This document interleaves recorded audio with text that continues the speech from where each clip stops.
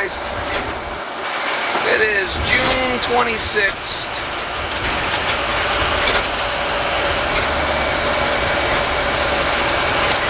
I'm heading to a job. I gotta change an oil tank. Basically, 6:30 in the morning here. I'm getting an early start on it. We're kind of having a little heat wave here, like in the 90s and shit. I don't know why I'm doing this tank now, but the people want it done. So I'm doing it today. I got all my stuff in the back, barrels and pipe machine and whatnot. And I'm gonna go over there and start ripping and tearing the old one out, pump it into barrels, and get the new tank in place, pipe it off, and pump the oil from the barrels back into the new tank. Probably got about, she said, about an eighth of a tank, quarter of a tank, so I'll be fine. And I'll get a little footage of this pipe machine and whatnot that I use, and how we do it up here, how it's got to be done legally up here in my state. So it should be interesting. Alright guys, this is the old tank coming out. I got the filter off. And my pump right here hooked to where the filter was. Run over here to this barrel. Got it like half full of oil now. And the barrels I use. Pump the oil into those barrels. Then I can tear this out. Cut this stuff out of the way. Get this out of there, put the new one in.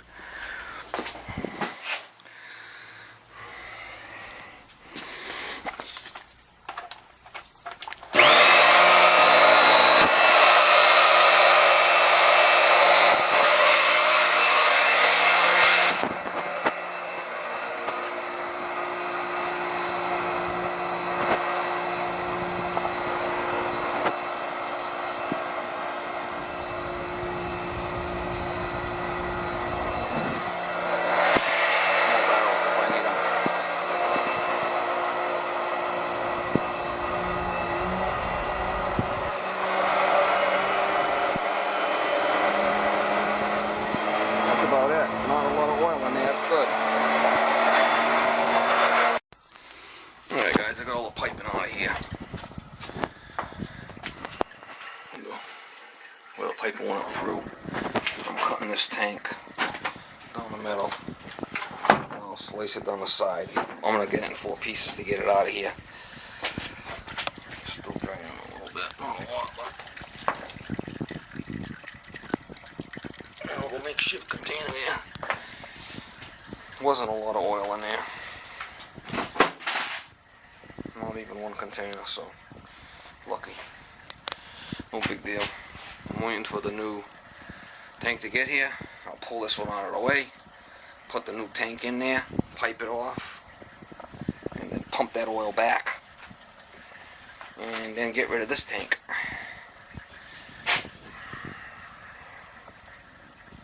Special graffiti that they have on the tank. What's the deal? I'm plucking away at this thing. Alright, I got the new tank in place. The spiral staircase almost just about killed me. See that turn? Coming down, and I had to turn the tank and come down. Man. Thank God for the delivery guy helping me, because I would have never done it. So, anyway, I'm going to start piping this baby off. Getting this baby piped off. Once that's all piped off and transfer the oil, I'll cut the rest of this tank up. I got it cut along the back already on this. This is already cut along the back, wishbone down. I'm going to cut this in 4 pieces. There's still a little bit of oil and muck in the bottom of the tank I got to get out, but let me get cranking on this. Alright guys, I'm putting the plugs. There's 4 2-inch plugs on the top of this tank, and what I got here is a vent, combination vent, and a gauge set up here. If you can see, the way the arm goes down and across. So this is the way I want to put it in. I want to put it in so when it goes up, the arm goes that way, and the fill's going to be over here. So when they fill the tank up, if you have this facing the opposite way, the pressure of the oil can blow that bottom, break that bottom piece right off. So if I put it in this way, okay, see, I got plenty of room to the end of the tank, so it will just float up in this free area. It's not going to be disturbed by getting filled with oil through that port there. And that's where my fill port's going to be at the end. This is going to be the vent. It's a combination vent and gauge. And this thing, as they're filling it, this thing will whistle. Ooh. And when it's full, when it gets to that top, they stop hearing the whistle and they know when to shut it off. That's how that works. I just wanted to go over that with you. Sometimes you gotta put the old 2-inch tap in there. This is all welded up and it's a small little area. Sometimes they won't. It's a 2-inch IPS tap, which is iron pipe size. This one went in okay, but this one's giving me a problem. So run the tap down in it. Clear the threads.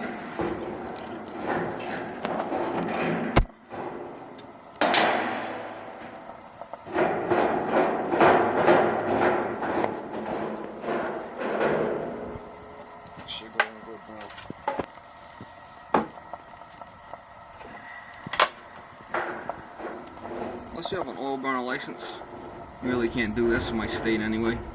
You shouldn't anyway, unless you're licensed and have a flipping clue what you're doing. So this is just basically to show people how it should be done. Okay. Yeah, everything's tightened up with a 2-foot pipe wrench. I have all aluminum pipe wrenches. I don't have any old steel stuff. I like rigid. That's what I like, the aluminum ones. I'll leave this plug loose because I'm going to dump the oil. Pump's still set up over there, it's still primed. I'm going to pump the oil from there into here as soon as I make the bottom connection. I'll do that next. I'll be ready to fill it. Well, not fill it, but whatever's in that bucket, which is not a lot. That's a 20, I think that's like a 24 gallon container, so we'll probably got 30 gallons in there. That's enough to get them by for until she gets a delivery.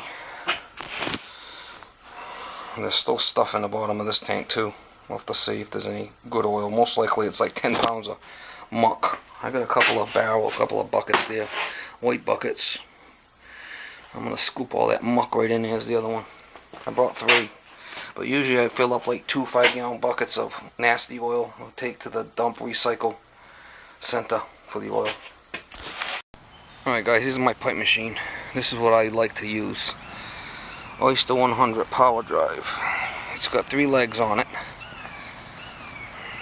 And it's got a little pin that you unscrew so this whole thing comes right off. And I can manhandle this thing myself. It's the lightest. It's one of the lightest pipe machines out there. They're no longer made. I got like 4 of them in my garage. It goes up to 2-inch, and it's faster than a rigid 300. And I got this little setup I made out of a pedal. I got my power coming into it. I plug in over there, and I also got power here if I want to use any, sawzall or anything like that, any kind of cutter, port a cable or anything like that. And all I gotta do is either put this in reverse or forward, and I just step on this as I need it. When I release my foot, it stops. Yep. This thing is really, it's a lot faster than the rigid also. See how fast it goes?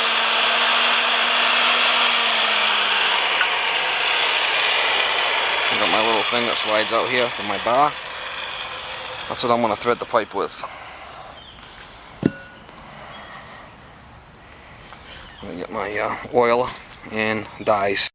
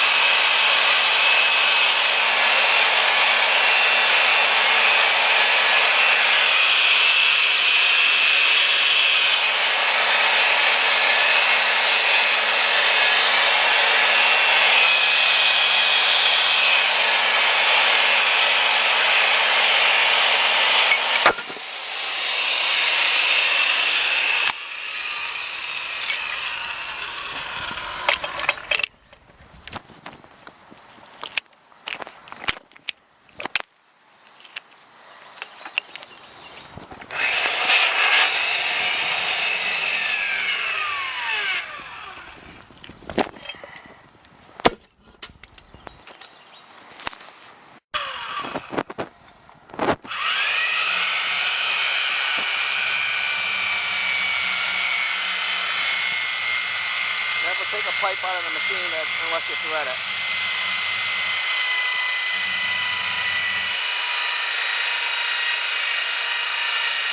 My oiler was catching oil down the bottom down there. You want to go by a couple of threads past the end.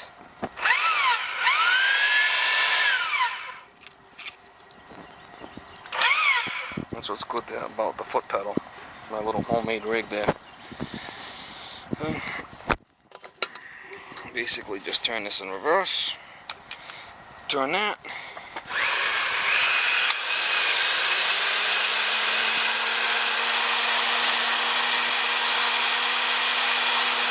That's the piece, that first piece I need 13 inches there, but I don't want to take the pipe out of the vise, out of the machine unless it's threaded, because that's going to be my next piece.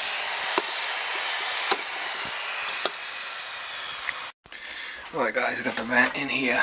That's what they call a swing joint. So if anything settled, it could move. We gotta have that on all the units. No, I just got this piece in there.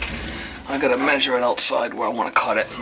I'll unscrew it and thread it to fit what I want.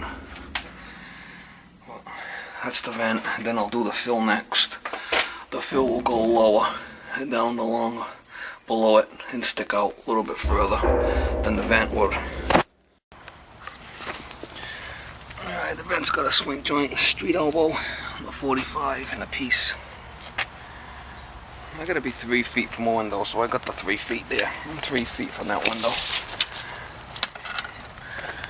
3 feet from the window. I'm basically 42, so I'm good. That's just an entrance anyway, that's not even the house. So next would be the fill. I gotta measure inside and then I can cut this piece to fit whatever I want. Alright guys, I got the supply here. The fill. And I got the vent right up against the... I just have to fill this in one mortar. And paint it black so it don't rust. And that's good. Alright guys, this is what I like to do. I come off the bottom of the tank, the tapping's on the bottom, 1/2 by 3/8. I like to put a ball valve and then the Firematic. Firematic, in case there's a fire, that'll melt, this top will melt and shut the oil off. But sometimes these leak by. I like to have a ball valve. If I'm ever going to change the filter, I ain't going to put the filter back. But I just like to shut the ball valve off. It makes life a lot easier instead of playing around with this Firematic, screwing it in. That's how I like to do it. And I got some different 3/8 nipples here, whatever I need. It comes right off the bottom of the tank. I like to use black pipe because I can crank on it and tighten it good. Some guys will use this brass angle Firematic piece of shit. They all leak. This way here, got no problems.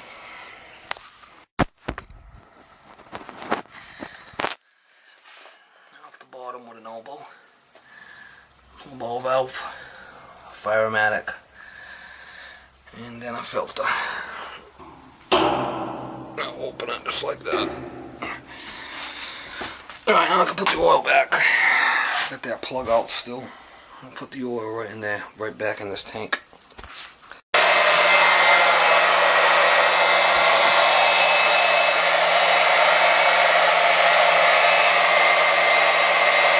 Pumping the oil out of this container through this pump, through this hose back into the top of the tank. Just transferring that oil.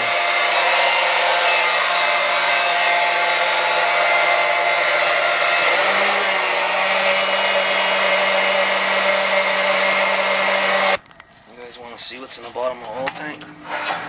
See if I get my way in there. Flip that muck.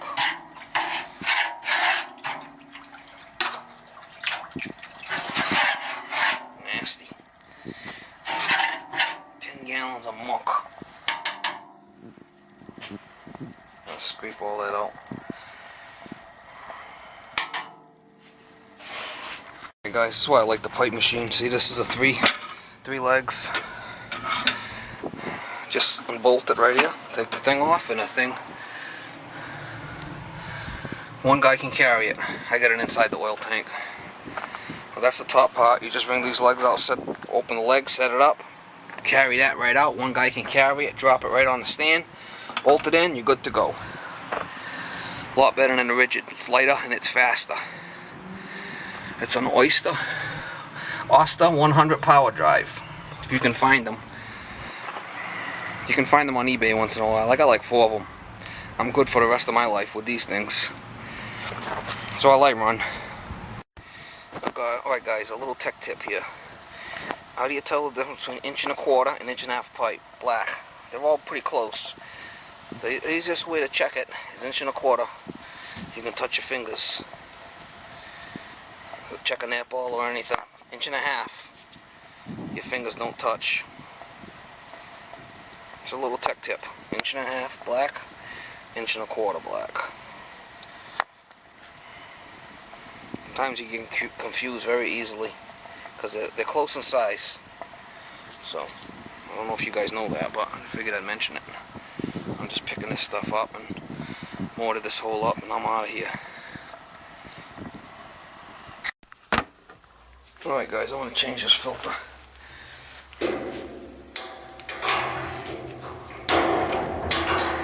This is what they call a general. An F1. A new gasket. New element here.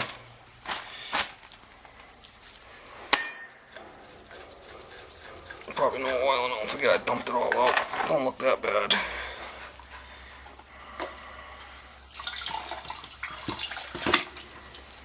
I always put a new gasket with a new element in there.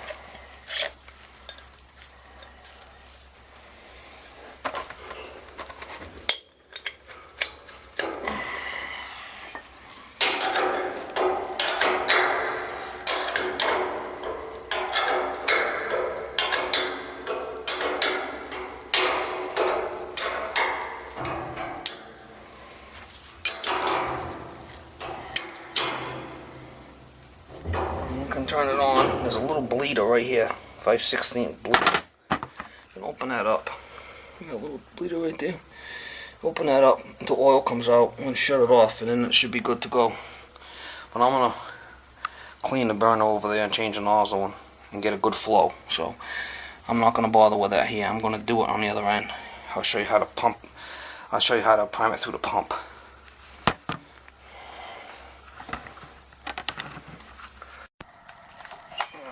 Here's an oil-fired boiler. Beckett burner, oil-fired into a chimney. Expansion tanks there. Fluid checks here. This has got a tankless heater for domestic hot water. That's how they get their hot water, through the tankless. Tempering valve.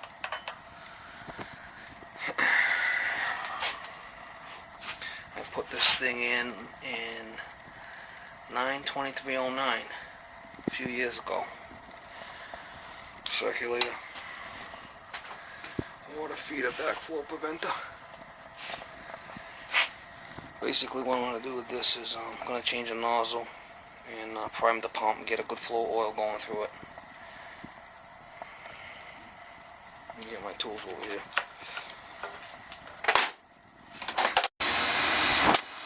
Alright guys, this is what I did. I disconnect this control down here. It's only a 15-second control. And there's the burner motor. The neutral and the power. And I just hook it right to my drop light. So I get this burner motor to run so I can prime this oil line without it shutting off.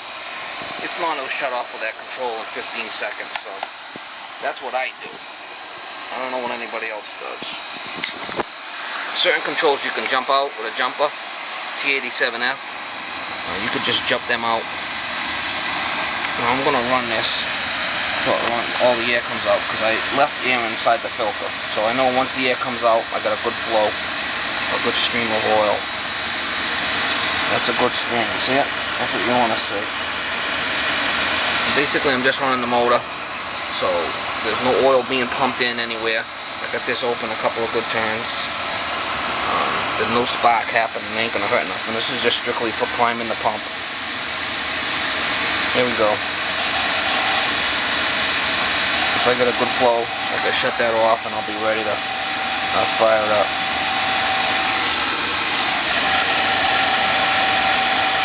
The thing would have tripped out a long time ago if it was on that safety. That's why I jump it out. There we go. Nothing all oil burns. You gotta get a good flow of oil. Without that, you're screwed. Alright, so that's a good flow. I'll shut this off now. I got a delayed oil valve there anyway. See that delayed oil valve. So there's no way that's gonna pump any oil into that. As long as you open this up a couple of turns, you're not gonna dump any oil into there. Shut that off. Now the thing's all primed.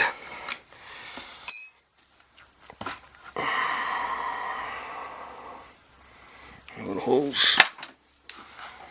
I just changed the nozzle too. It's been a couple of years since she's had it cleaned. The nozzle don't look bad, but I change them anyway. Every year I change the nozzles. Alright, so all I'll do is hook this control back up and I'll fire it up.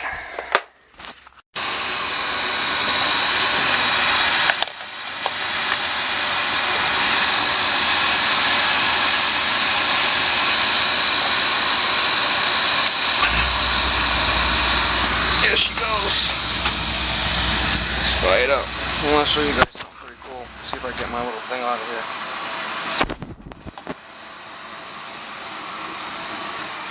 Look at this little solenoid valve here.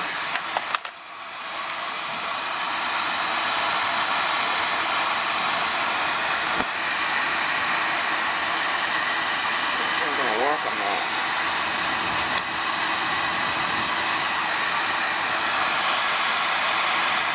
You know, little solenoid valve, this little thing in my pocket. It works on circulators, some circulators, solenoid valves. Pretty cool. Let's see if we got power going to it. It's just in my, it's a little pocket thing.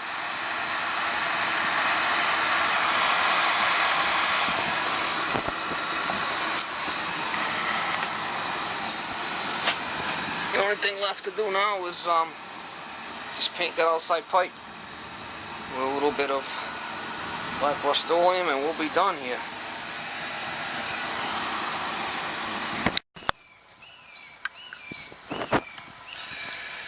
The final touches, Rust-Oleum paint on the black pipe so it don't rust.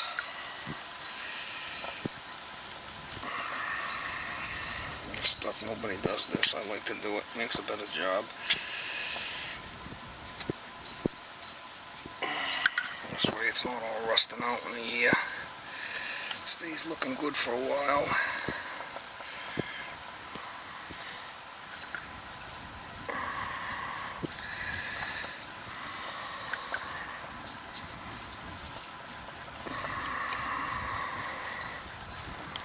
More professional like to do it like this, you know.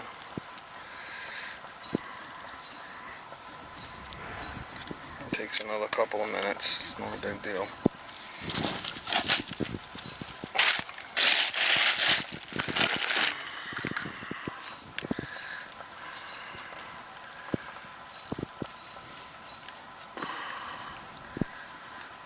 Try not to splash it towards the building with the brush. Doesn't have to be perfect, but I always like to give it at least a coat. It'll last for a while.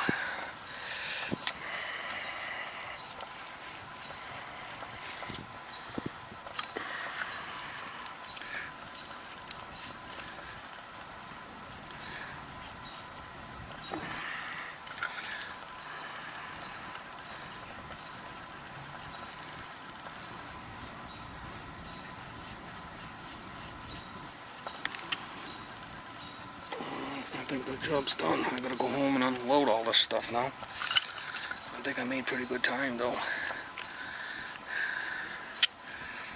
Alright, that looks better.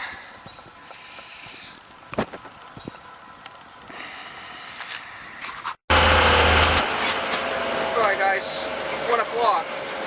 So 6:30, I got another half an hour by the time I get home and unload this. So that's 7 hours labor. That ain't too bad. Take that old tank out, cut it up, put the brand new one in all piped off. Do the burner cleaning. Man, I got a bunch of calls that have been backing up now. I shouldn't have done this job. It was too hot to do this job. It's probably 85, 90 out. We're having a little heat wave, but I had it scheduled, so I did it and got it done. Got my truck's loaded with stuff. Gotta go home and unload all this stuff. Alright guys, I got the two halves here. Two top halves and two bottom halves of the tank here in my scrap pile.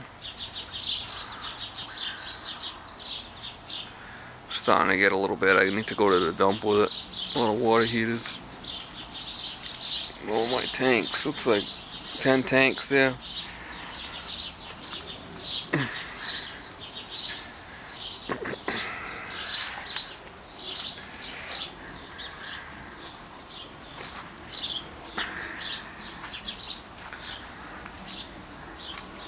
I just pile the stuff up when I come home from work. I just unload the stuff. Basically, but I need to go take it to the dump. It's all metal scrap.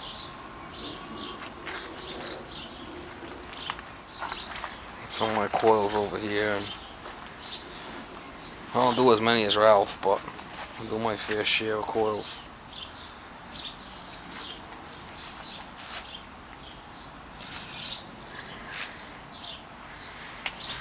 Yeah, my truck's empty, ready to work now.